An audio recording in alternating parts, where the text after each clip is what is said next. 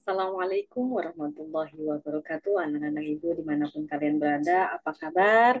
Semoga selalu dalam keadaan sehat, walafiat, dan tetap bersemangat dalam belajar matematika, terutama dalam memperoleh ilmu yang akan ibu berikan pada video kali ini. Ya, oke, anak-anak ibu, silahkan kalian menyimak pemaparan video lanjutan dari materi sebelumnya. Kemarin kita telah membahas tentang mean atau mean itu apa nak? Nilai rata-rata dari suatu data. Tapi yang kita bahas di video sebelumnya adalah mean untuk data berkelompok. Kali ini Ibu akan menuntun kalian untuk membahas tentang median. Median dari data berkelompok. Ya, silahkan kalian siapkan alat tulis dan buku untuk menulis apapun yang Ibu paparkan dalam video kali ini. Nah, di dalam video kali ini nanti Ibu akan menuntun kalian dalam menyelesaikan permasalahan terkait dengan nilai median atau nilai tengah dari data berkelompok. Silahkan disimak video yang akan Ibu paparkan. Nah, ya.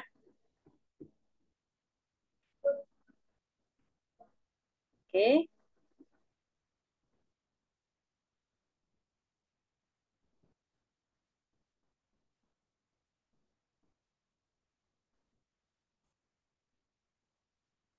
Oke, baiklah. Kali ini kita akan membahas masih dengan ukuran pemusatan data, yaitu median data berkelompok. Oke, yang pertama, tujuan dari pembelajaran pada video ini yaitu setelah mengamati data yang disajikan dalam bentuk tabel distribusi frekuensi data berkelompok, siswa dapat memecahkan masalah terkait dengan nilai tengah atau median dari data berkelompok dengan tepat. Kedua, setelah mengamati permasalahan kontekstual terkait dengan nilai median atau nilai tengah data berkelompok, siswa dapat menganalisis untuk memecahkan masalah tersebut secara sistematis, cermat, dan benar. Oke, selanjutnya, nah ini adalah materi prasyarat. Kalian harus ingat materi ini, ya ini sudah Ibu berikan pada pembelajaran mengubah data tunggal ke dalam bentuk tabel distribusi frekuensi data berkelompok, atau di video sebelumnya juga sudah Ibu munculkan materi prasyarat untuk menghitung nilai min, ya kurang-kurang lebih sama, tapi untuk min itu ada nilai tengah. Nah ya, nah di frekuensi kumulatif kita seperti di median data berkelompok kita tidak menggunakan nilai tengah, tapi menggunakan tepi bawah dan frekuensi kumulatif. Oke.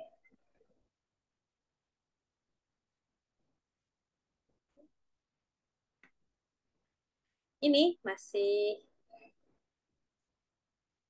ingat ya, yang Ibu tunjuk ini adalah, ya betul, batas bawah. Nah, yang Ibu tunjuk tanda panah ini adalah batas batas atas. Oke. Tepi bawah rumusnya apa nak? Masih ingat dong ya tentunya ya. Oke, tepi bawah adalah batas bawah dikurang 0,5. Ya, batas bawah ini kurang 0,5. Inilah hasilnya. Batas bawah kelas pertama 50,5. Batas bawah kelas berapa ini? 1, 2, 3, 4, yaitu 65,5. Cara 66 dikurang 0,5. Frekuensi kumulatif. Frekuensi kumulatif masih ingat? Frekuensi kumulatif di kelas pertama sama dengan frekuensi di kelas itu. Jadi kalau frekuensi kumulatif frekuensi di kelas pertama itu 10, berarti frekuensi kumulatifnya di kelas pertama adalah 10. Kalau frekuensi di kelas pertama itu 5, berarti frekuensi kumulatif di kelas pertama juga 5. Kemudian frekuensi kumulatif di kelas kedua. Kelas kedua tinggal tambahkan frekuensi kumulatif di kelas pertama ditambah frekuensi di kelas kedua. Artinya 10 tambah 3 yaitu ya 13. Terus sekali. Frekuensi kumulatif di kelas ketiga artinya frekuensi kumulatif di kelas kedua ditambahkan dengan frekuensi di kelas ketiga. Berarti berapa nak?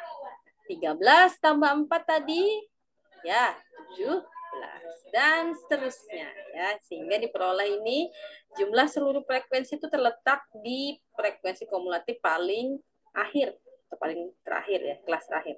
Itu jumlah frekuensinya adalah 35.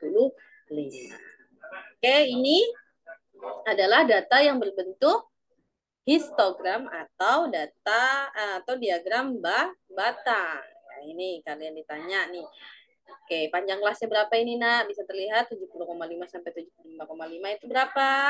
Ketika ini dikurangkan, jadi selisih 75,5 dan 70,5 adalah merupakan panjang kelas. Panjang kelasnya berarti 5. Terus kali interval kelas ke-1, ya interval kelas ke-1 antara ini, Nak ya.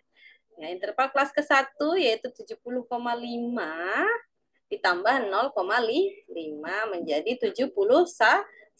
Sedangkan batas atasnya batas atasnya adalah 75,5 dikurang 0,5. Berarti 75. Kalau kelas ketiga, 1, 2, 3. Nih anak ya. Nah, sama dengan cara interval kelas pertama tadi. Oke. Batas bawah kelas ketiga. Batas bawah kelas ketiga. 1, 2, 3. Batas bawahnya berarti 80,5 ditambah 0,5. Jadi 81. Batas atas kelas 4. Kita cek 1, 2, 3, 4. Batas atasnya. Berarti 90,5 dikurang 0,5. Yaitu 90. Kemudian batas atas kelas keempat. 1, 2, 3, 4. Batas atasnya ini kita kurangkan dengan 0,5. Jadi 90 dan seterusnya. Tepi bawah kelas ketiga 1, 2, 3. Ya ini tepi bawahnya. Nah ya, tidak perlu dikurangkan. Tepi atas kelas keempat. Tepi atas kelas 1, 2, 3, 4. Ya ini tidak perlu dikurang maupun ditambah. Oke. Selanjutnya, nah masuk ke materi. Apa itu median? Nah, Ibu ini tidak menjelaskan apa itu median, hanya memberikan gambaran. Dari gambar ini kita bisa mengetahui pengertian median itu apa. Kira-kira apa anak-anak? Median, kenapa letaknya di tengah-tengah itu? Ya benar ya, median itu membagi data menjadi dua bagian sama besar setelah datanya diurutkan. Bukan sama besar, sama banyak. Jadi median terletak di tengah-tengah. Jadi nilai median adalah nilai tengah dari suatu data yang sudah disusun dari data terkecil sampai data terbesar. Kemudian dan membagi data itu menjadi dua bagian yang sama banyak gitu ya. Kemudian manfaat median. Duh, ini Ibu lupa berubahnya. Kita akan membahas median, kenapa ada min di dalam tulisan ini ya, Nak ya, maafkan gitu ya. Manfaat median dalam kehidupan sehari-hari apa, anak Ibu? Iya, benar sekali. Yang pertama, memilih genre film yang sesuai. Penjelasannya di mana? Penjelasannya ada di bahan ajar yang telah Ibu buat. Jadi maksudnya seperti ini. Ada genre anak-anak, kemudian genre remaja, genre dewasa, dan orang tua. Kita kalau mau menonton yang bisa disimak oleh semua itu, ya kita ambil yang tengah-tengah dong, Nak ya. Kita ambil genre yang dewasa, antara dewasa dan remaja gitu kan. Nah, itu bisa ditonton oleh anak-anak gitu ya, anak-anak dengan pendampingan kita gitu ya. Karena kalau film anak-anak ditonton oleh orang tua itu juga akan membosankan sekali ya. Kemudian atau film orang tua ditonton oleh anak-anak, ya anak-anak tidak nyambung. Jadi kita memilih di tengah-tengah gitu ya, memilih film yang istilahnya bisa ditonton oleh semua kalangan. Kemudian pengelompokan data. Pengelompokan data itu maksudnya kalau kita mau memilih dua kelompok itu bingung nih berdasarkan apa gitu ya. Saya berdasarkan tinggi badan. Berarti kita akan mengelompokkan tinggi badan, mengelompokkan dulu ya berapa banyak siswa, kemudian kita ukur tinggi badannya. Kemudian kita ambil tengah-tengahnya. Jadi ada tinggi badan di antara sekian-sekian, ini kelompok 1, kemudian sekian-sekian kelompok 2. Itu. Kemudian menjelaskan garis kemiskinan, kemudian membeli properti, ya menjelaskan garis kemiskinan ini kalau menggunakan rata-rata ternyata kurang akurat. Nah, itu ada Ibu sampaikan di bahan ajar Ibu. Kemudian yang lebih akurat itu menggunakan nilai tengah. Jadi misalnya ada apa gaji 100, 200, 300, 400, 500 ribu misalnya ya gaji dengan gaji ada 100, 200, 300, 400, 500. Jadi di tengah-tengahnya adalah gaji 300 ribu. Nah, patokan gaji 300.000 ini akan dijadikan patokan untuk menentukan garis kemiskin apa si kaya dan si miskin bahasanya maksudnya gitu ya. Orang yang tergolong dengan kategori menengah ke bawah itu memiliki gaji di bawah 300.000. Orang yang memiliki tingkat ekonomi yang bagus itu berarti yang memiliki gaji di atas 300.000 itu. Itu yang maksudnya dari menjelaskan garis kemiskinan. Kemudian membeli properti. Nah, membeli properti ini maksudnya ya kita kalau uangnya karena properti itu tidak semua kalangan ya untuk yang properti mahal itu hanya untuk orang kalangan menengah ke atas itu kurang lebih sama ya untuk properti yang sangat murah itu untuk kalangan orang menengah ke bawah tapi yang lebih terjangkau itu adalah ketika kita membeli properti yang berada di tengah-tengah gitu kan yang harganya standar tidak mahal juga tidak murah kemudian dalam dunia bisnis juga itu ibu paparkan di bahan ajar yang ibu buat bagi yang berminat silahkan nanti komen di kolom komentar kita selanjutnya nah selanjutnya Ibu akan menuntun kalian untuk mengerjakan LKPD dalam menyelesaikan permasalahan yang berkaitan dengan median data berkelompok. Silahkan disimak arahan-arahan dari Ibu, kemudian langkah-langkah dari Ibu, langkah-langkah Ibu paparkan pada video ini. Silahkan ditulis dalam buku tugas kalian dan siapkan alat tulisnya. Oke. Sebelum ke LKPD ini petunjuk LKPD ya petunjuk LKPD bisa kalian baca itu dan selanjutnya untuk kegiatan pertama nah ini kegiatan yang bisa kalian lakukan di dalam kelas oke, nah ya perwakilan 2 atau 3 orang siswa melakukan pengukuran tinggi badan dari teman-teman satu kelas dan 1 orang siswa bertugas untuk menulis hasil pengukuran tinggi badan. Boleh tinggi badan, boleh berat badan, tergantung media yang ada di dalam kelas itu. Kalau ada timbangan, boleh kalian menggunakan data berat badan. Kalau ada meteran, data tinggi badan. Boleh. Nah ya, selanjutnya setiap kelompok nanti mencatat ulang data hasil pengukuran tinggi badan yang sudah diperoleh dan melanjutkan ke langkah-langkah berikutnya mengikuti petunjuk LKPD yang Ibu buat ini. Ya, Nak ya. Oke, paham ya maksudnya? Oke. Selanjutnya langkah pertama, ya susunlah data di atas dari datum terkecil sampai datum terbesar. Nanti kalian cari datum terbesar misalnya tinggi badan di kelas kalian itu paling tinggi 175, berarti itu yang terbesar. Yang terkecil misalnya 140 atau 135. Ini ada teman kalian yang ukuran badannya mungkin agak sedikit lebih mini gitu ya. Nah, itu kalian susun dari yang terkecil sampai terbesar. Setelah itu langkah kedua, setelah diurutkan, dengan mudah kita dapat temukan data yang paling besar berapa dan terkecilnya berapa. Kemudian selisih dari yang terbesar, datum terbesar dan terkecil tadi itu dinamakan jangkauan data. Itu dinamakan jangkauan data.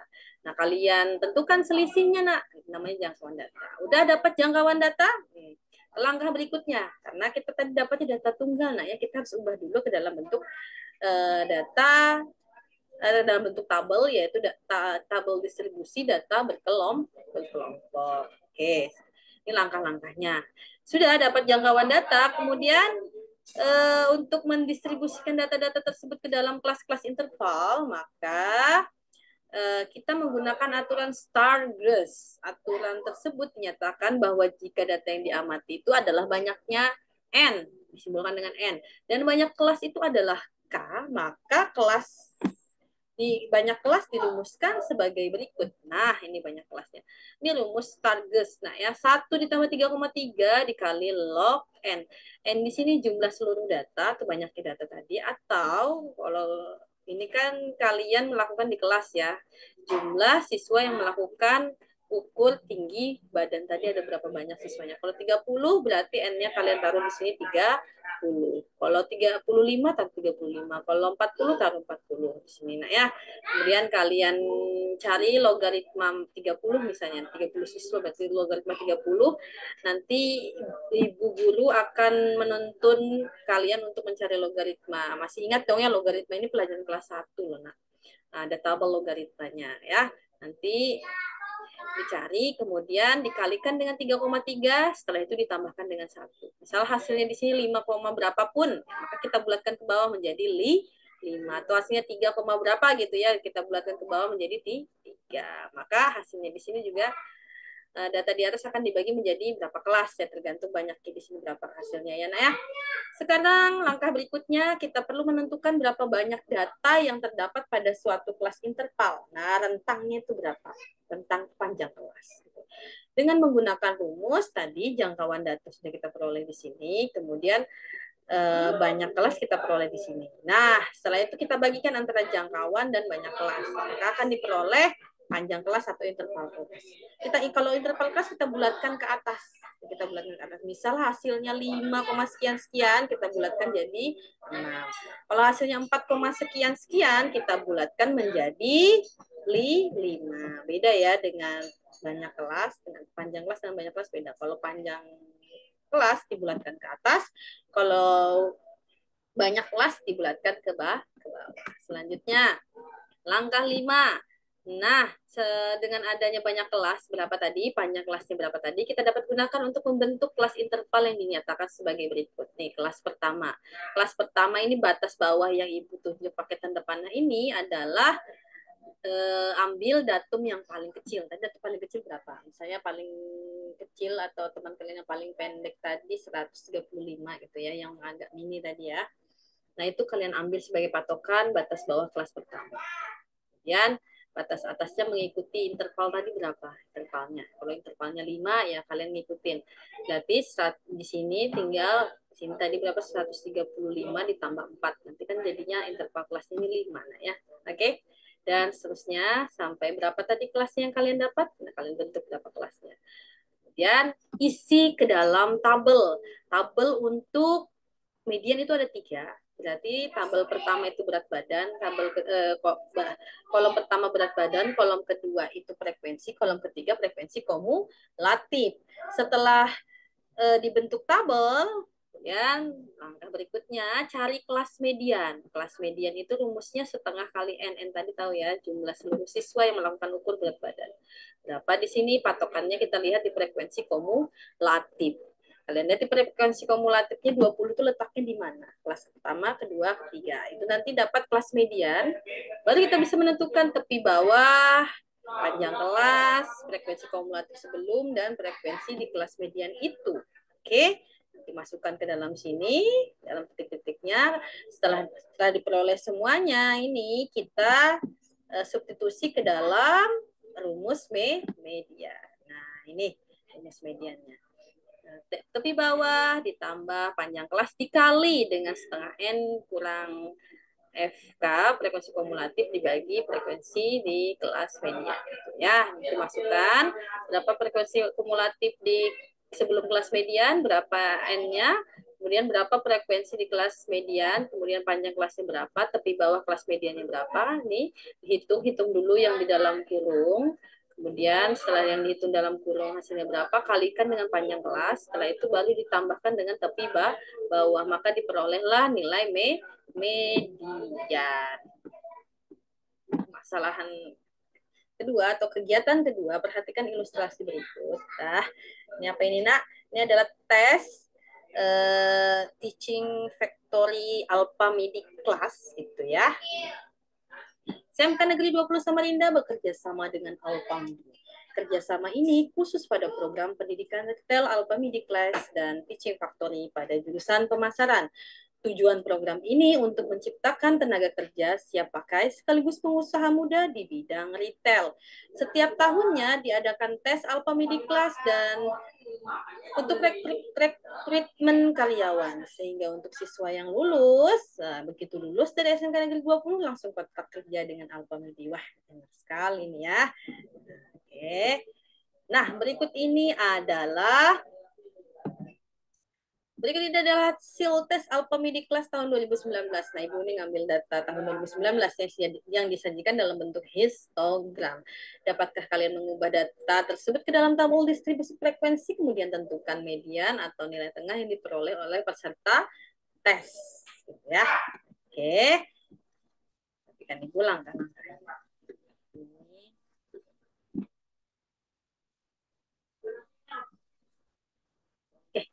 Ini adalah bentuk histogramnya.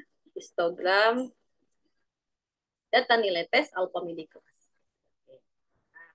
Ini ada 1, 2, 3, 4, 5, 6. Ada 6 kelas ini nanti. Nah, 6 kelas di tabel distribusi frekuensi data berkelompoknya. Kita ubah histogram ini dalam bentuk tabel. Ikuti langkah-langkahnya seperti yang kegiatan 1 tadi ya. Nah, di sini Ibu juga menuliskan ulang. Nah, ini langkah-langkahnya sebelum membuat tabel, tentukan terlebih dahulu batas bawah kelas dan batas atas kelas. Nih untuk batas bawah, tepi bawah ditambah 0,5. Oke.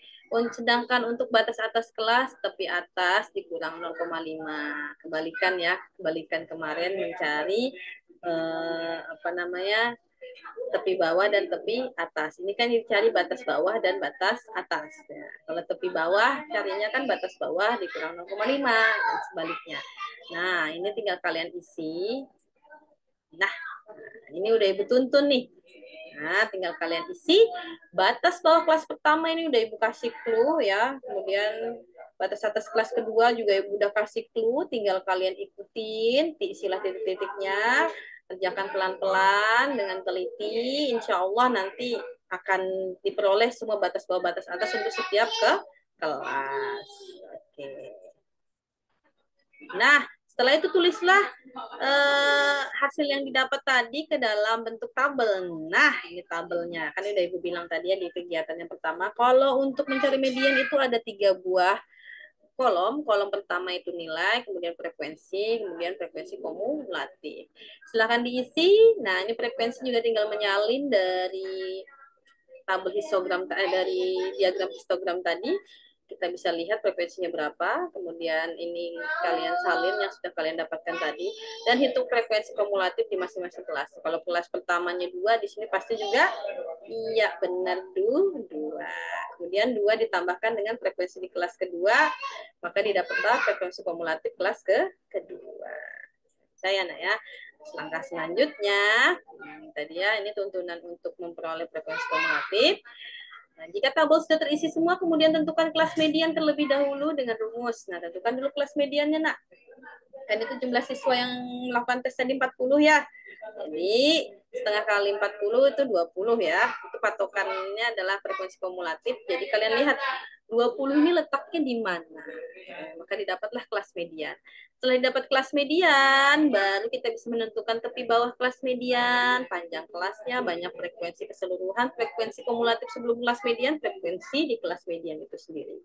Setelah dapat TB, P, N, F, K, dan F kecil tadi, ya kita misalkan tadi, maka kita substitusi nilai-nilainya ke dalam rumus median. Nah, kita substitusi ke dalam rumus median ini. Frekuensi kumulatif sebelum kelas median tadi apa? Taruh di sini. Frekuensi di kelas median tadi apa? Taruh di sini. Panjang kelasnya berapa? Taruh di sini. Tepi bawahnya berapa? Taruh di sini. Kemudian kerjakan dalam kurung terlebih dahulu. Setelah itu dapat hasilnya dikalikan dengan panjang kelas. Setelah dapat hasilnya baru dijumlahkan dengan tepi bawah kelas median. Setelah itu diperolehlah nilai median dari histogram data hasil tes teaching factory Bapak Bidik kelas tadi. Ya, nak ya, sangat mudah sekali, bukan? Ikuti saja langkah yang Ibu berikan. Oke. Oke. Setelah kita melakukan rangkaian kegiatan untuk mencari nilai median, rangkaian kegiatan, nak ya. Setelah kita memecahkan permasalahan terkait median untuk data berkelompok, nah cobalah kalian untuk menyimpulkan median data berkelompok itu apa. Kemudian langkah-langkah yang dilakukan dalam mencari median itu apa? Silahkan kalian tulis gitu ya. Dan yang terakhir, rumus median data berkelompok itu apa? Sudah ya. Ini tadi ada dalam pembelajaran yang Ibu berikan tadi kan. Nah, tinggal kalian salin di sini. Setelah itu, nah Ibu mau melakukan refleksi pembelajaran ya. Ada beberapa pertanyaan nih buat kalian. Bagaimana perasaan kalian selama mengikuti proses pembelajaran ini? Semoga menyenangkan gitu ya, happy dan sangat bersemangat gitu ya mengikuti langkah-langkah yang sudah Ibu berikan. Harapannya jawabannya seperti itu. Apa hal yang kalian kuasai setelah pembelajaran ini? Ya, kalau Ibu jadi siswa ya, hal yang dikuasai tadi ternyata akhirnya kita menjadi yang tadi tidak tahu cara menghitung median itu seperti apa jadi tahu. Jadi setelah melakukan pembelajaran ini kita lebih paham gitu cara menghitung median itu seperti ini. Apalagi dengan langkah-langkah yang sudah Ibu berikan tadi ya.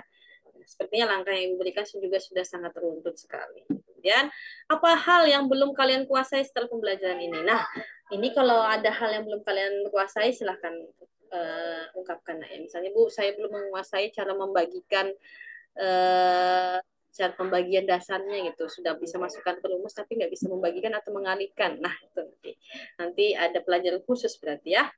Atau Bu, saya masih belum paham median itu apa. Nah, silahkan ulang video Ibu dan ikuti langkah-langkahnya ya.